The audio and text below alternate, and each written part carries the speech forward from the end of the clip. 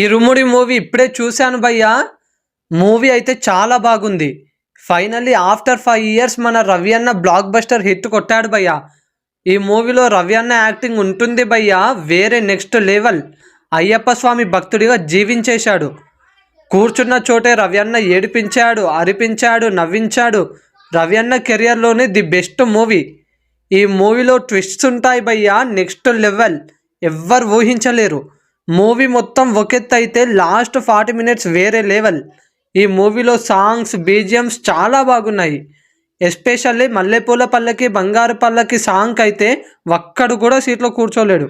ఈ మూవీలో emotion scenes, fight scenes, తండ్రి కూతురు అనుబంధం, భార్యాభర్తల అనుబంధం ప్రతిదీ చాలా బాగున్నాయి.